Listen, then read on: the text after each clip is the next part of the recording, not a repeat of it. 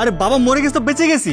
আর সবচেয়ে বড় কথা, যেহেতু একটা মানুষ মরেই গেছে, বেঁচে গেছে, ওনার পিছনে তো আমরা এখন কোনো টাকা পয়সা খরচ করতে পারবো না, তাই না? এই ছোট চল তো। আপনার সবাই এটা কি কইতেছেন?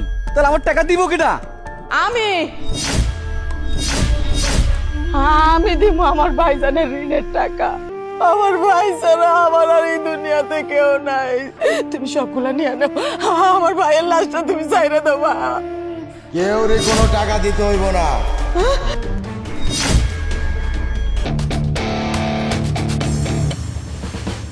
ভাইজান, আপনার আব্বা শহরে গেছিল, শহরে যা রোড অ্যাক্সিডেন্ট করে মারা গেছে। তার চিকিৎসা বহুত 5 লক্ষ টাকার মতো খরচ হয়েছে। ভাইজান, আমি তো গরিব মানুষ, আমার টাকাগুলো দিয়া আপনার বাবা লাশটা বুঝালেন। কি বললেন? 5 লাখ টাকা? আরে বাবা মরে গেছে তো বেঁচে গেছি, আর 5 লাখ টাকা আমি কোথেকে দেবো? পাগল নাকি? 5 লাখ টাকা মগের মূল্য? হ্যাঁ, আপনি চাইলেন আর আপনাকে আমি 5 লক্ষ টাকা দিয়ে দিলাম? কখনোই না, আমাদের একটা ভবিষ্যৎ আছে। আর সবচেয়ে বড় কথা, যেহেতু একটা মানুষ মরেই গেছে, বেঁচে গেছে, ওনার পিছনে তো আমরা এখন কোনো টাকা পয়সা খরচ করতে পারবো না, তাই না? আরে মগের মূল্য নাকি 5 লাখ টাকা? 5 লাখ টাকা কি মুখের কথা যে চাইলেন আর দিয়ে দিলাম? আজব ধরনের কথাবার্তা। আর উনি যে 5 লাখ টাকা ঋণ করে গেছে না কি করে গেছে তার কোনো প্রমাণ আছে? আর উনি মনে রাখে তো আমাদের কিছু বলেও জানে। এখন এই 5 লাখ টাকা কেমনি কি হবে সেটা আমরা কি জানি? আর তুই যে নাটক শুরু করছস, এই নাটক ভাইয়া ভাবিরে বিলিভ করাতে পারবে। এই তোর নাটক আমি ধরতে পারি না।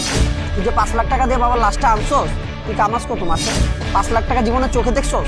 সারা জীবন ভরে কামাইতে পারবি 5 লাখ টাকা? আরে কি কইতেছেন? আমি নাটক করতেছি না, আমি ওখানে বন সই দিয়া তারপরে কাকে লাশটা নিয়ে আসি। দেখেন, আমি গরিব মানুষ, আমারে আপনার ফাঁসায় না। আমার টাকাটা দিয়া আপনার বাবা লাশটা বুঝালেন। এই তুই চুপ কর তো, অনেক বলছিস। আমি বুঝি তোর ধান্দাবাজি। এই ছোট চল তো। আপনার সবাই এটা কি কইতেছেন? তাহলে আমার টাকা দিব কিনা? আমি আমি দিব আমার ভাইজানের ঋণের টাকা। আমি দেব আমার ভাইজানের ঋণের টাকা। ও ভাইজান, ভাইজান, ও বাবা, বাবা গো, তুমি আমার একটু দয়া করো, আমার ভাইয়ের লাশটা নিয়ে যাইতে দাও। এই যে দেখো, সারা জীবন ভিক্ষা কইরা এই থলির মধ্যে অনেক টাকা জমাইছি। আমার ভাই ছাড়া আমার আর এই দুনিয়াতে কেউ নাই। তুমি সবগুলা নিয়ে নাও, আমার ভাইয়ের লাশটা তুমি চাইরা দেবা। কেউ রে কোনো টাকা দিতে হইব না।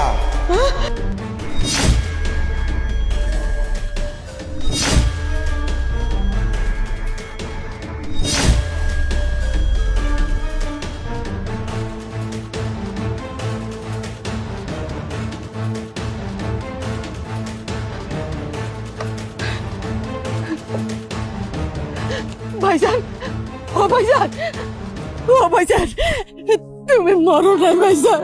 না রে বোন, আমি মরি নাই। আল্লাহ আমার এত তাড়াতাড়ি নিব না রে বোন। মানে কি বাবা? তুমি মরো নাই, মরার অভিনয় করছো? এসবের মানে কি বাবা? তুমি আমাদের সাথে নাটক করার কারণ কি? আরে আপনি এটা কি শুরু করছেন? তোমার বাবা যে কত বড় অভিনেতা সেটা দেখছো? মানে বুড়া বয়সে ভীমরতি ধরছে, নাটক করতেছে। কি সুন্দর অভিনেতা আপনি বাবা। বাবা তুমি কি করতেছো? তুমি মরো না, তো মরার অভিনয় করতেছো। তোমাদের কি পাইছো? ফাইজলামি করতেছো আমাদের সাথে? আরে কি আশ্চর্য বাবা, এখন কিন্তু একটু বেশি বেশি করছেন। আপনার ছোট ছেলেকেও মারলেন, আবার ওকেও মারছেন, এইসব কি? চুপ, তোদের মুখে আমি কোনো কথা শুনতে চাই না।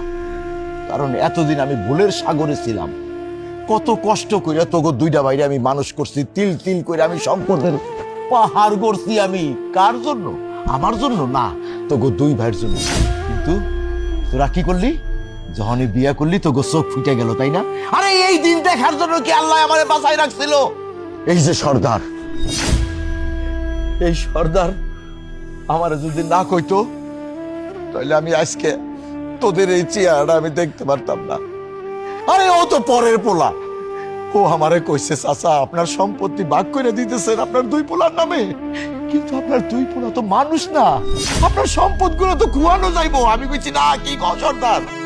আমার দুই পোলা আমার দুই চোখের মনি, ওগো জন্যই তো সব সম্পদের পাহাড় করছি আমি। তখন কইলো চাচা একটা বার একটু মরার আগে মইরা দেখেন না আপনার কোন পোলা আপনারে কেমন ভালোবাসে। আমি এই সর্দারের কথা শুই না, আজকে আমি মরার আগে মইরা দেখলাম। হ দেখলাম যে তোগো মতো এই জানোয়ার দুইটারে না খাওয়ায় যদি দুইটা কুত্তা পালতাম, তবু ওই কুত্তা দুইটা আমার দিক ফিরে তাকাইতো। আইস আইস তোদের রূপ আমি দেখা ফেলাইছি। আমার মার পেটের বোন, আমার মার পেটের বোন রেও কিন্তু আমি এরকম আপন করে নেই নেই কখনো তোগো দুই ভাইয়ের দিক তাকাইয়া। আজকে আমি দেখলাম তোরা আমার আপন না, আমার আপন এই মার পেটের বোন আমার। আরে বাপ মরে গেছে, সেই বাপের লাশ তোরা 5 লক্ষ টাকা দিয়ে নিতে চাস না। আরে এত সম্পদের মধ্যে থাইকেও তাহলে তো তোকে দিয়ে আমার কোনো কাম হইব না। তোরা বাইরে যা, এক্ষুনি বাইরে যাবি আমার বাড়ির থেকে। শুধু বাইরবি না, আমার সয় সম্পত্তি থেকে আমি তোকে বঞ্চিত করলাম। জীবনে যেন তোকে দুই ভাইয়ের মুখ যেন আমি না দেখি। তোকে বউ নিয়ে আমার বাড়ি থেকে বাইরে যা। বাবা বাবা তুমি আমাদের ক্ষমা করে দাও, আমরা ভুল করছি।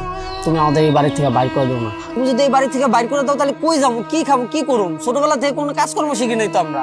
বাবা এতটা নির্দয় হবেন না, আমরা আপনার ছেলের বউ, আমরা যদি বাড়ি থেকে চলে যাই ঘরের লোক কি থাকবে বলেন? বাবা বলছিলাম কি, যাই হোক না কেন ওদিকটা, আমি না আপনার বড় ছেলের বউ, আমাকে কত ভালোবাসেন। এইভাবে ঘরের লক্ষ্মীকে ঘর থেকে বের করে দিলে আপনার অনেক অমঙ্গল হবে। আমাকে আর আমার হাজবেন্ডকে বের করে দিবেন না বাবা। আমাদের ক্ষমা করে দাও বাবা। ব্যাস ব্যাস হয়েছে তোদের নাটক। এখন নাটকটা একটু বন্ধ কর। তোদের নাটক ছোট কাল থেকে তোর দুই ভাইয়ের নাটক আমি দেখে আসতেছি।